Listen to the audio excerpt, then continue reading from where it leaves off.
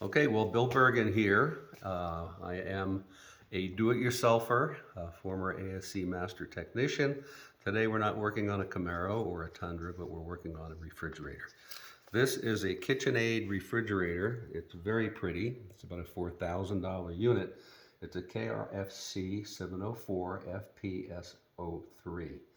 I could not find information on YouTube on how to take the freezer compartment apart. So what we're going to do today is actually do that. I'll show you how to take the freezer compartment apart. The problem I've had with this refrigerator, last year, the refrigeration department or compartment no longer worked. It turned out to be a thermistor problem on the evaporator. This is a dual evaporator unit. Thank God it's got a computer system that's self-diagnostic, and I could find the bad thermistor. That was repaired, it fixed it, it was great. This past year, one day we came back home and found a lot of water on the floor. All the ice had melted in the ice compartment on the door. That's because none of the cold air was getting to it. It was actually making a noise, and what we found was the evaporator in the freezer compartment was totally frozen solid. Well, that's because the defrost mechanism was not working. To make a long story short, the diagnostic function really couldn't tell me that what was wrong, because the control unit was doing its job, but the voltage was not getting down to the defrost heater. Now this mechanism over here, actually it's a harness. You'll find this in the back of the freezer compartment. This harness contains the thermistors that will sit on the evaporator itself. But most importantly, and I found this by carefully looking at the wiring diagram, these are thermal fuses, 1, 2. These two thermal fuses will control voltage going to the defrost heater.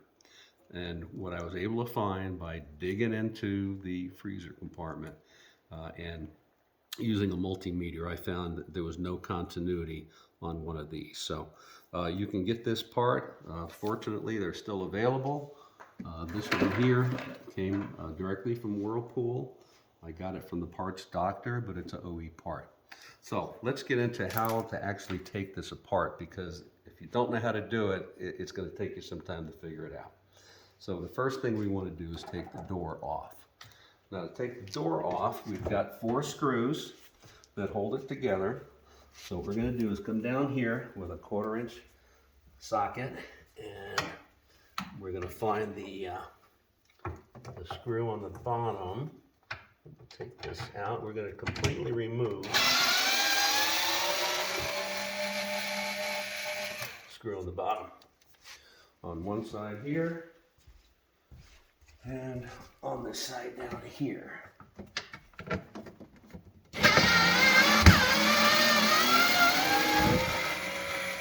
Okay, there's 2 more screws on the top. One is right here, so we'll go ahead and get that one off.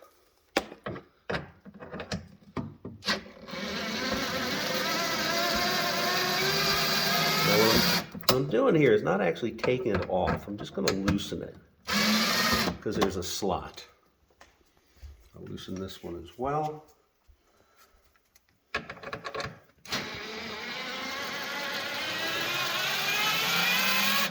Okay, so once that is handled, we can simply lift and separate. So we'll put this over here. Okay, now comes the part that gave me a lot of trouble, and that is taking the bins out. So what we've got is a lower and upper bin. There are 2 plastic pieces. Now, I've taken this apart before, and so I've left these pieces out. These pieces, you'll find them in here. There's one here, right inside, and there's another one on this side. It limits the bin travel and prevents you from taking it out. You would think that you'd be able to very easily just kind of pull on the plastic and take these out, and you won't. They'll probably break. So be careful with that. What I found I needed to do was to take the lower bin out. You do that by pressing this tab right in here. You just press it and the bin will lift. Press this tab, the bin will lift. By pushing this guy all the way back, you should be able to remove this bin. Now once you remove this bin, now you've given yourself enough room that you can get to the attaching screws on this shelf mechanism. So for example, there's one here. There's another one over here. There he is.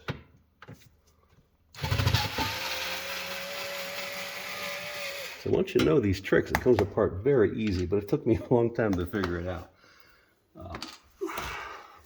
You can actually reach in and get the rest of the screws, but I'm going to cheat just a little bit since I already took the limits, the little plastic limits out. I can very easily remove this bin. So I'll remove it and put it over here with the rest of my parts. So now if you come in, you'll see what we're left with. So I do need to remove the slide mechanism. Now again, if those plastic pieces were sitting here, I'd be doing this with the bin still installed, but it'd be easy enough for me to get to all of this.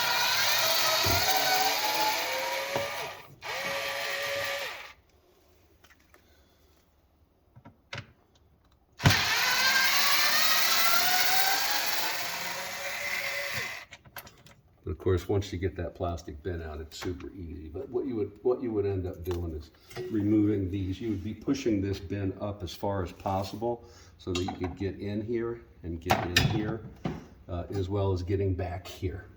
Not easy, but very doable.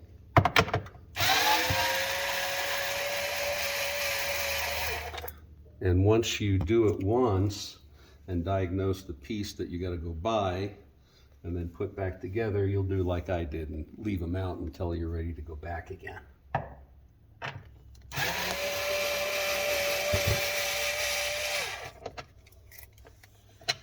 And here's number 4.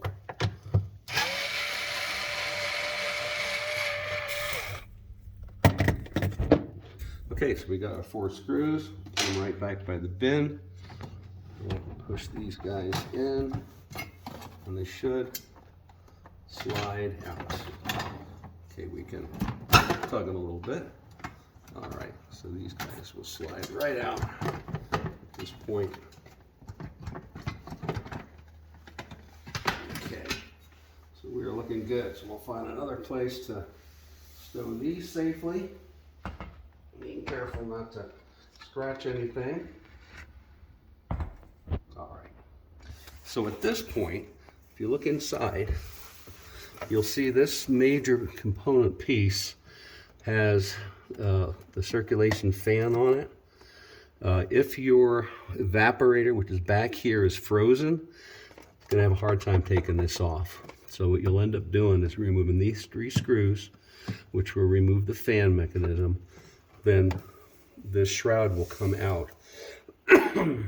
And when you do that, you'll just have to put it all back together when you've got everything defrosted and you want to put it back together. But I had this apart just a couple of weeks ago, and so it should not be fully frosted. So I should be able to take this apart easily. Now at this point, you're going to get into some pieces that have voltage behind them. So you should have gone ahead and unplugged it or hit the circuit breaker to off. So I've already done that, so right now I'll go ahead and remove these pieces.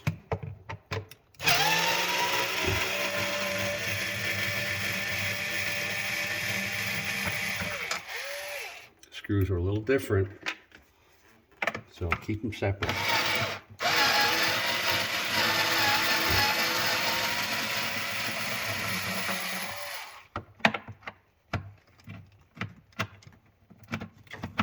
And we do love our power tools.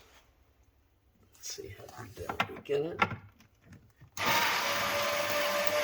There we go. Okay. I can tell you right now that if there is frost, there's not a lot because it does want to come off. So we're going to hold it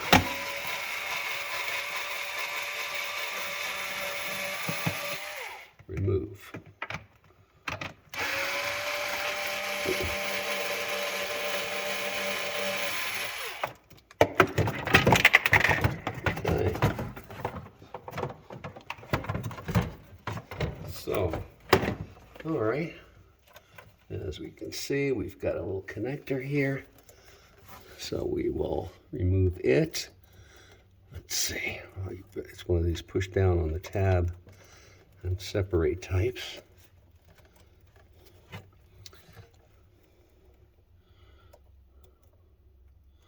I'm always teaching myself again how to do it. There you go. And so here you go. Here's the assembly. Here's the circulation fan. This connector goes to a thermistor that will tell you the temperature of the freezer compartment right in there. But it checks out good, so we're not going to have to worry about that. Okay. And as you can see, it's only been a couple weeks, but we actually have some more frost that's building up. The part that we're going to replace is right back here. So the next step is to remove this fan assembly. This particular fan assembly is what provides cold air to make your ice cubes. So we'll get that.